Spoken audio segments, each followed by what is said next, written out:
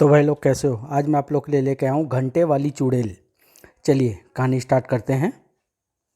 दक्षिण दिशा में सोनपुर नाम का एक नगर था। इस नगर में धनराज नाम का एक धनी व्यापारी रहता था। उसके पास बहुत अधिक धन संपत्ति थी, फिर भी वह हमेशा धन और पार्जन में लगा रहता था। एक बार उसका एक पुराना मित्र उसके पास आया।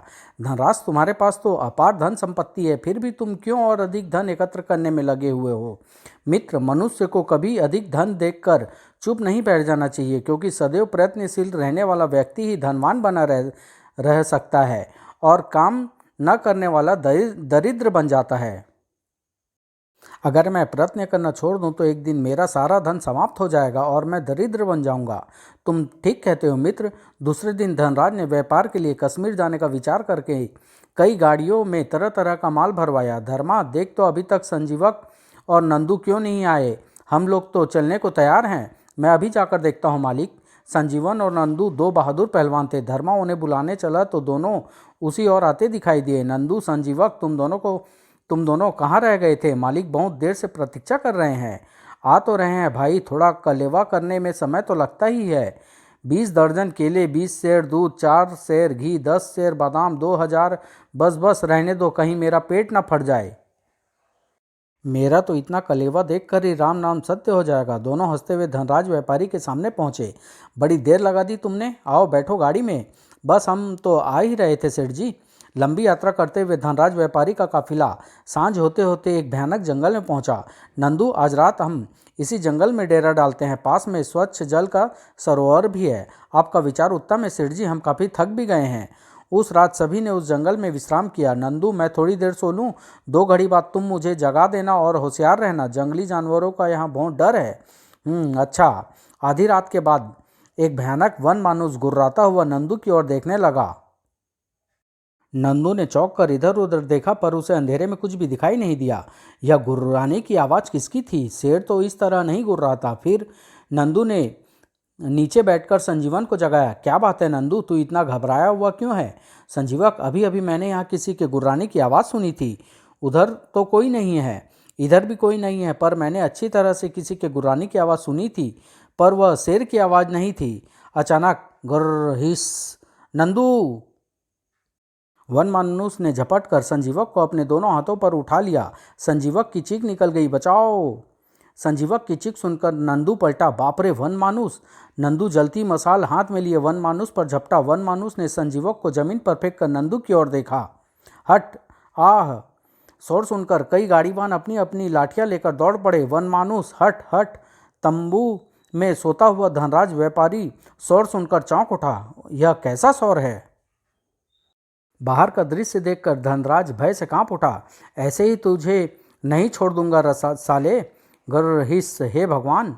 वन मानुस ने लंबे नाखूनों से संजीवक को बुरी तरह जख्मी करके नंदू के ऊपर फेंक दिया। आह!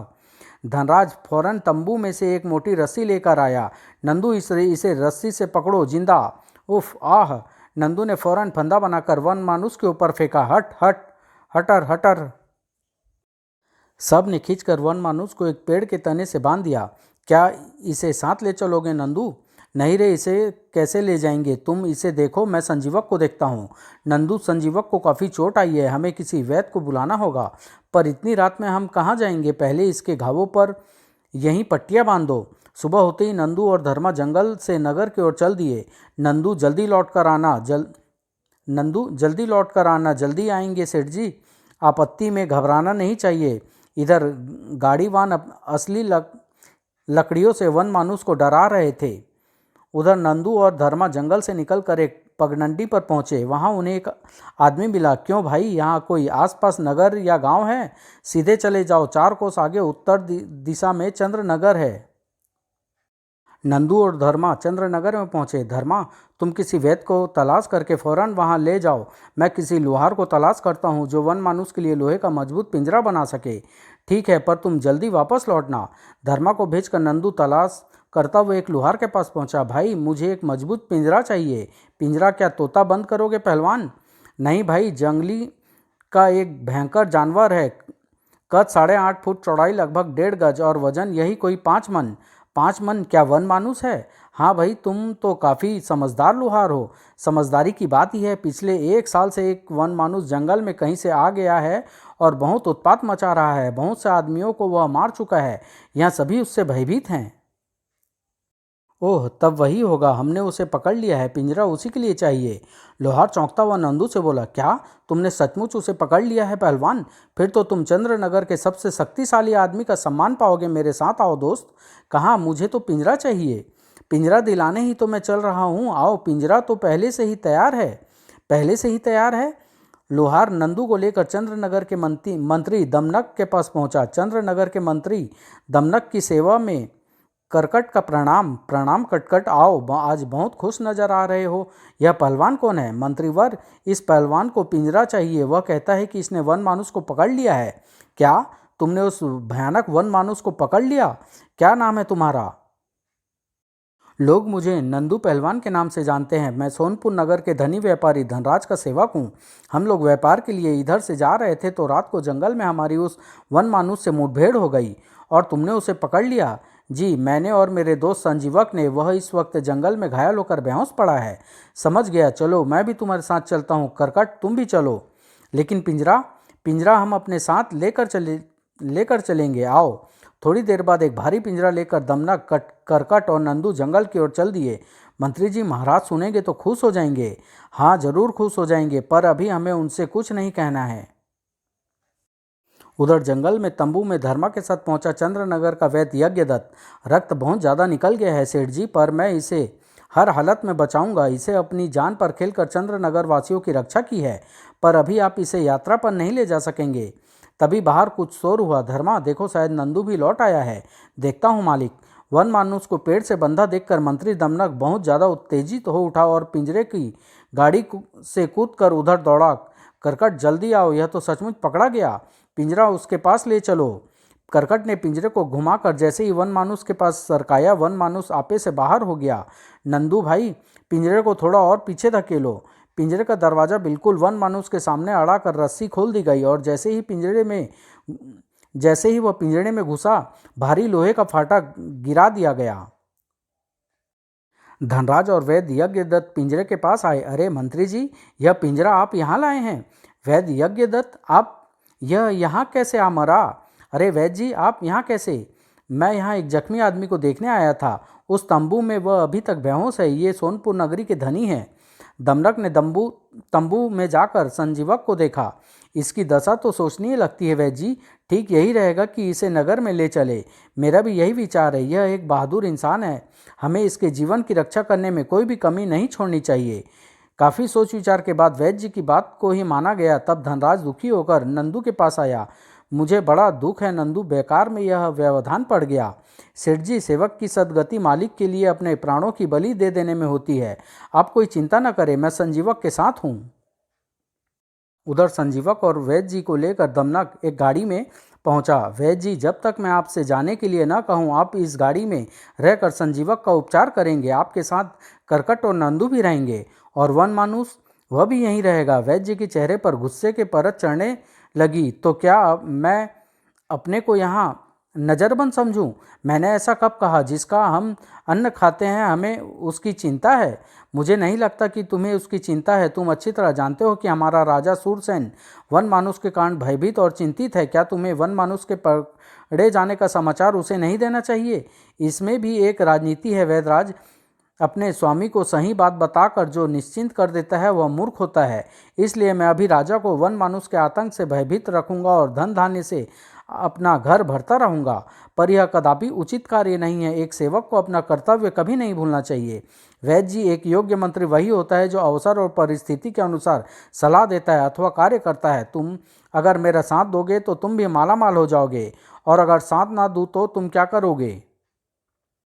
तब हम कुछ नहीं करेंगे। जो कुछ करेगा वन मानुस करेगा। उसे आदमी का मांस चबा चबा कर खाना बहुत अच्छा लगता है। आप तो जानते ही हैं कि पिछले 1 साल से यह वन मानुस चंद्रनगर के सैकड़ों आदमियों को अपने पेट में झोंक चुका है। वेद यज्ञदत्त शर्मा की आत्मा कांप उठी। उसके मुंह से आवाज़ नहीं निकली। तभी नंदू मकान के भीतर से बाहर आया। वैद्य जी, संजीवक को होश आ रहा है, आप जल्दी चलिए। जाइए वैद्य जी, संजीवक को देखिए जाकर। उसे ठीक होना ही चाहिए, बहादुर है वह। वैद्य जी के जाने के बाद दमकत ने करकट को अपने पास बुलाकर धीरे से कहा, करकट, वैद्य के साथ साथ हमें इन दोनों बहादुरों को भी अपनी ओर मिलाना होगा। अगर ये दोनों साथ आ गए तो हम राजा को दोनों हाथों से लूट सकेंगे। मैं तो आपका दास हूँ मंत्री जी, जैसी आपकी आज्ञा। देखो करकट, तुम मेरे अपने आदमी हो, मैं तुम पर विश्वास करता हूँ, लेकिन परदेसी पर मैं एक विश्वास नहीं करता, इसलिए तुम होशियार रहना।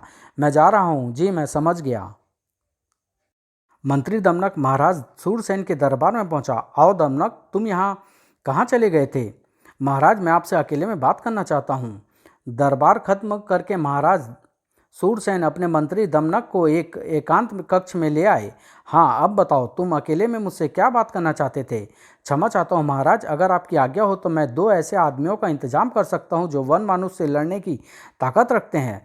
अभी राजा ने जवाब देने के लिए मुंह खोला ही था कि उनका मुंह खुला का खुला रह गया। वन मानुष? महाराज, यह तो उसी वन मानुष की गुर्राहट है, लगता है नगर में आ गया है। राजा सूरसेन भय से थरथर कांपने लगा। दमनक, तुम कुछ भी करो पर मुझे इस मुसीबत से बचाओ। इस वनमानुस ने तो मेरी रातों की नींद उड़ा दी है। धन दौलत की परवाह मत करना। महाराज, मैं नहीं चाहता था कि दरबार में कोई आपको डरपोक समझे, इसलिए मैंने आपसे अकेले में बात करना ठीक समझा। यह तुमने बहुत अच्छा किया दमनक। प्रजा के सामने यदि राजा की कमजोरी जाहिर हो जाए तो प्रजा ऐसे राजा को गद्दी से उतार फेंकने में एक पल की भी देरी नहीं करती। मैं तुम्हारा एहसानमंद हूँ। एहसान की कोई बात नहीं है महाराज, मैं जल्दी ही आपको 2 ऐसे आदमियों से मिलवाऊंगा जो महान पराक्रमी हैं। आप उन्हें अपना मित्र बना लेना। वैद्य यज्ञदत्त शर्मा के इलाज से संजीवक जल्दी ही ठीक हो गया। वन मानुष को पिंजरे में देखकर तो वह और भी खुश हुआ। अब तुम बिल्कुल ठीक हो संजीवक, चलो मैं तुम्हारे अपने राजा सूरसेन से मुलाकात करवाता हूँ। राजा तुमसे मिलकर बहुत खुश होंगे। मंत्रीवर, आपके राजा से मिलकर हमें भी बहुत खुशी होगी, पर मित्र, राजा से मिलते समय इस बात का जिक्र बिल्कुल न करना कि हमने वन मानुष को पकड़कर पिंजरे में बंद कर रखा है। ऐसा क्यों? क्योंकि उसे वहम है कि वन मानुष को कोई भी आदमी जिंदा नहीं पकड़ सकता। वह वन मानुष से बहुत भयभीत है। अगर उसे यह पता चल गया कि वन मानुष को तुमने पकड़ लिया है तो सबसे पहले वह तुमको ही उसके पिंजरे में पहुंचा देगा। ओह! रथ में चढ़ते ही संजीवक और नंदू चौंके। क्षमा करना मंत्रीवर, कहीं तुम्हारे राजा का मस्तिष्क विकृत तो नहीं? वह ऐसा क्यों करेगा? क्योंकि उसे डर रहता है कि कोई ताकतवर आदमी कहीं उसका राज्य न छीन ले। फिर तो तुम्हारा राजा पागल ही लगता है। वीर आदमियों को तो उसे पुरस्कार देना चाहिए। पुरस्कार तो तुम्हें भी मिलेगा, पर उसमें मेरा भी ख्याल रखना। क्यों नहीं, आखिर तुम हमें राजा से मिलवा रहे हो। दमनक दोनों को लेकर राजा के दरबार में पहुंचा। राजन, संजीवक और नंदू नाम के ये 2 बहादुर हैं, ये वन मानुष को मार सकते हैं। वाह, फिर तो इनका स्वागत है दमनक।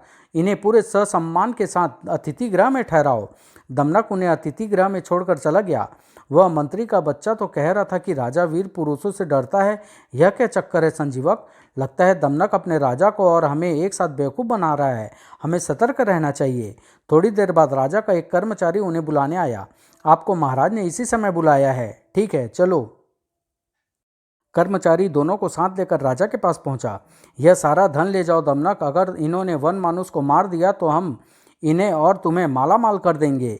महाराज, ये उसे जरूर मार डालेंगे, पर ये कुछ दिनों नगर के बाहर मेरी गद्दी में रहेंगे। तभी सेनापति दीर्घमुख वहां आ पहुंचा। वह मंत्री दमनक से मन ही मन जलता था। महाराज, किसी की वीरता को परखे बिना उसे एकदम से वीर नहीं मान लेना चाहिए, और कोई कार्य पूरा होने से पहले किसी को इतना धन भी नहीं देना चाहिए। धृत कपटी यह इस वक्त कहाँ से आ गया? महाराज, ब्रह्मांचल पर्वत पर घंटाकर्ण नाम की जो राक्षसी रहती है उसका उत्पात भी अभी कम नहीं हुआ है। तुमने अच्छा याद दिलाया दीर्घमुख। पहले इन दोनों को उसे ही मारने को कह दो, इससे इनकी परीक्षा भी हो जाएगी। अगर किसी तरह सेनापति को भी इन दोनों के साथ भेज दूँ तो राक्षसी इसे मार कर खा जाएगी और ये कांटा भी अपने आप दूर हो जाएगा। ठीक है महाराज, मेरे दोनों मित्र पहले घंटाकर्ण राक्षसी को ही मारने जाएंगे, लेकिन प्रमाण के लिए सेनापति जी को भी इनके साथ जाना होगा। यह भी ठीक है सेनापति, तुम इन दोनों के साथ जाओ और इनकी बहादुरी का प्रमाण लाकर हमें दो। लेकिन महाराज, सेनापति जी चुगली करने में सबसे आगे हैं। वह शायद राक्षसी के सामने जाने से डरते हैं। सेनापति, तुम्हें इनके साथ जाना ही होगा। डरपोक आदमियों को मैं बिल्कुल पसंद नहीं करता। उसी दिन संजीवक और नंदू ब्रह्मांचल पर्वत की ओर चल दिए। उनके साथ सेनापति दीर्घमुख को भी आज जाना पड़ा। नंदू मंत्री दमनक काफ़ी चालाक आदमी है, बेचारे सेनापति को फंसा ही दिया। ब्रह्मांचल पर्वत पर चढ़ते समय तीनों ने घोड़े छोड़ दिए। जरा धीरे चलो बहादुरों, मेरी तो सांस उखड़ रही है। अभी से सांस उखड़ गई सेनापति जी, अभी तो उस भयानक चुड़ैल से भी लड़ना होगा। चढ़ते चढ़ते तीनों आधे रास्ते पर एक शिव मंदिर के पास पहुँचे। अरे, इस वीराने में यह युवती कौन है? अति सुंदर, टन टन टन टन, इसके कानों में घंटियाँ। तीनों उसके पास पहुँचे। देवी, आप अकेली यहाँ इस वीराने में? कौन है आप? आओ, मैं तुम्हारी प्रतीक्षा कर रही थी। घंटा कर्ण चुड़ैल को मारने आए हो? आपने ठीक पहचाना, हम इसीलिए आए हैं। लेकिन आप? मैं इस मंदिर की रक्षिका हूँ। इस मंदिर में अपार धन संपत्ति दबी हुई है, पर मुझे लोगों की मूर्खता पर हंसी आती है। कैसी मूर्खता? क्या कह रही हो तुम? यही कि वे समझते हैं कि यहाँ पर घंटाकर्ण नाम की कोई चुड़ैल रहती है। तो क्या यहाँ पर कोई चुड़ैल नहीं रहती?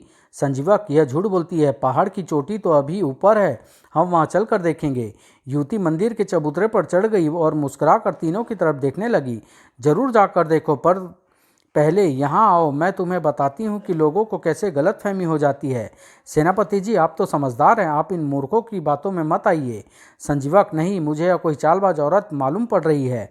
सेनापति अकड़ कर जैसे ही मंदिर पर चढ़ा, युवती ने मंदिर में लटका घंटा बजाया, टन टन टन। इससे उस अपार धन संपत्ति के बारे में पूछना चाहिए। कुछ पलों बाद युवती ने घंटा छोड़ दिया। सेनापति जी, मूर्ख लोग इस घंटे की आवाज़ को ही घंटाकर्ण चुड़ैल समझ लेते हैं। चलिए, मैं आपको यहाँ रखी हुई वह अपार धन संपत्ति दिखाऊं। आह, अगर वह धन संपत्ति और यह सुंदर युवती मुझे मिल जाए तो मज़ा आ जाए। युवती सेनापति को मंदिर के भीतर ले गई और उसने एक चौकोर पत्थर हटाया। आहा, इतनी दौलत! कौन है इसका मालिक? स्त्री और दौलत वीर पुरुषों के लिए ही होती है। अरे, तुम भी आओ और देखो, यहाँ वहाँ क्यों खड़े हो? लेकिन संजीवक और नंदू तेजी से भागकर मंदिर के चबूतरे से नीचे उतर आए। संजीवक भैया, मुझे तो कुछ दाल में काला नजर आता है, वरना वह औरत अपने को इस खजाने की रक्षक बताने के बाद खुद ही खजाना क्यों दिखाती? तुम ठीक कहते हो, जल्दी से यहाँ से चलो। संजीवक और नंदू ने सेनापति को आवाज़ दी तो वह मुस्कुराता हुआ युवती के साथ बाहर आया। क्या बात है, क्यों पुकार रहे हो? हम इसलिए पुकार रहे हैं कि हम ऊपर उस चुड़ैल को मारने जा रहे हैं। तुम हमारे साथ चलते हो या नहीं? तुम उस राक्षसी को मार कर आओ, तब तक मैं यहीं पर तुम्हारी प्रतीक्षा करूंगा। ठीक है, हम जाते हैं। तगड़ा शिकार तो हाथ से निकल गया, अब इसी पर सब्र करना पड़ेगा। संजीवक और नंदू जैसे जैसे पहाड़ की चोटी की ओर चढ़ते गए, वैसे वैसे सड़े हुए मांस की दुर्गंध उनकी नाक में भरती चली गई। नंदू, यह सड़े मांस की दुर्गंध कहाँ से आ रही है? ऊपर देखो संजीवक, चोटी पर गिद्ध मंडरा रहे हैं। उधर कोई सड़ी हुई लाश पड़ी होगी। चलो चलकर देखते हैं किसकी लाश है।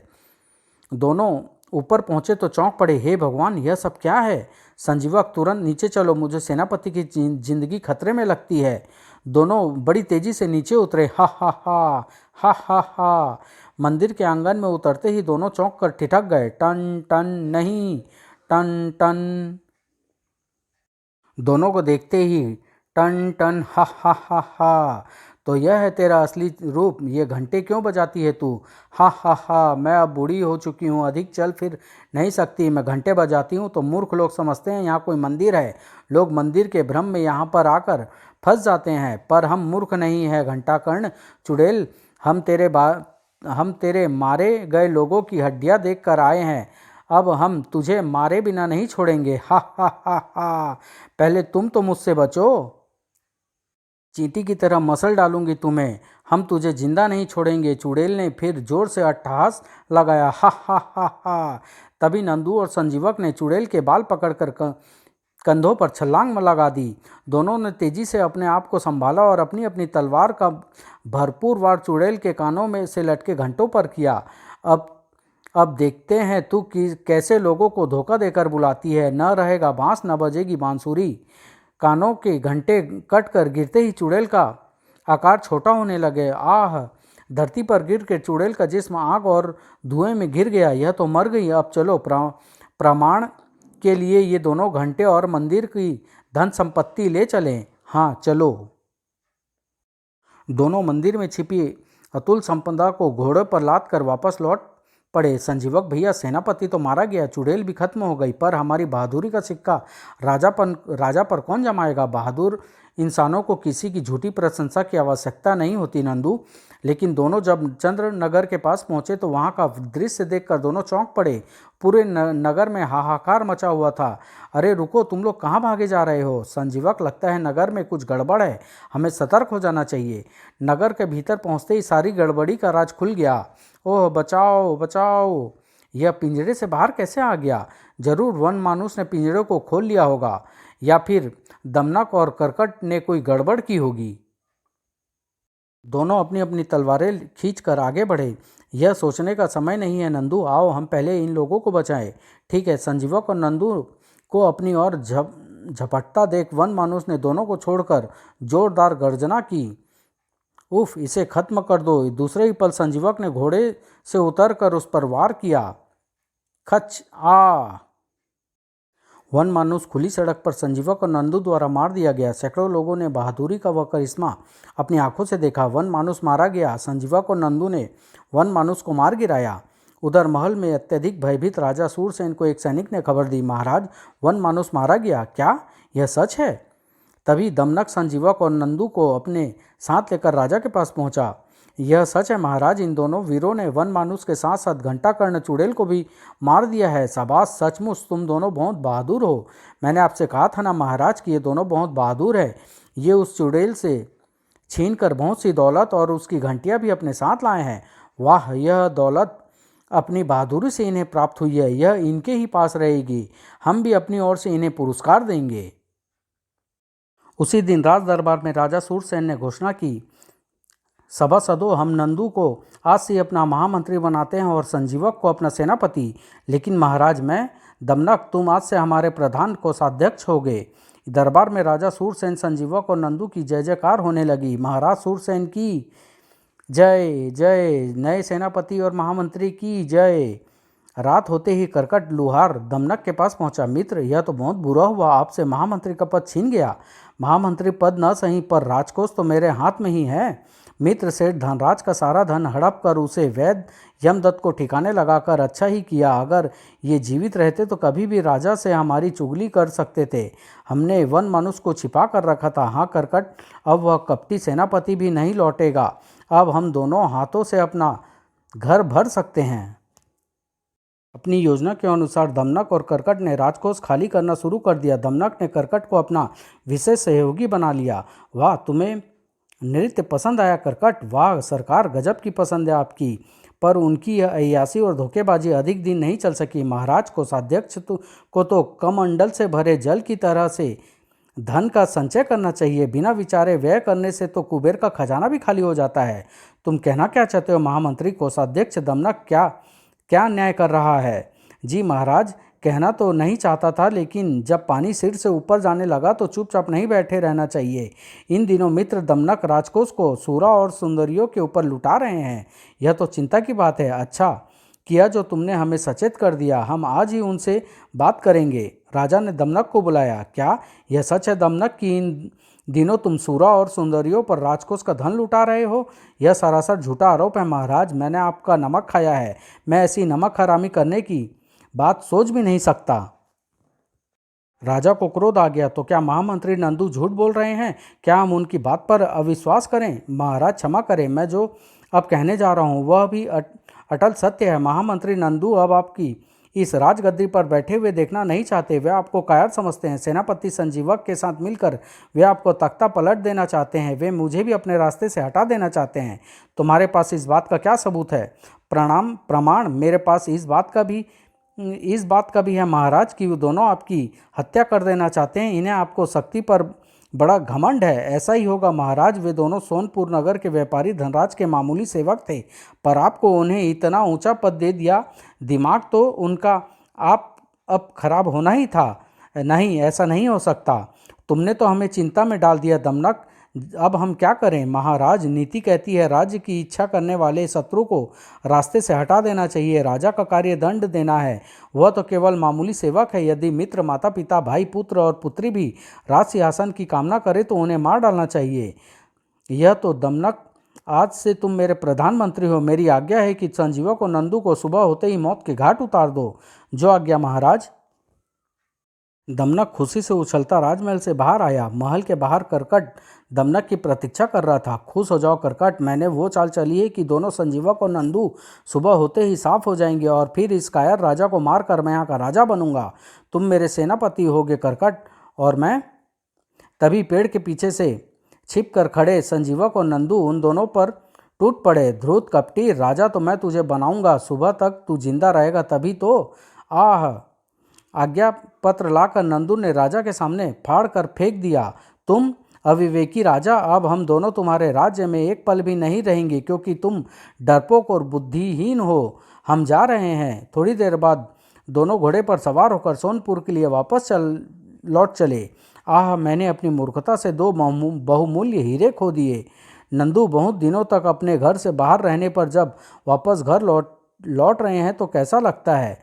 बहुत अच्छा लगता है, लेकिन संजीवक, हमारे यहाँ आने पर और वापस लौटने से कितना अंतर है। पहले हम सेठ जी के साथ आए थे और अब अकेले लौट रहे हैं। समाप्त।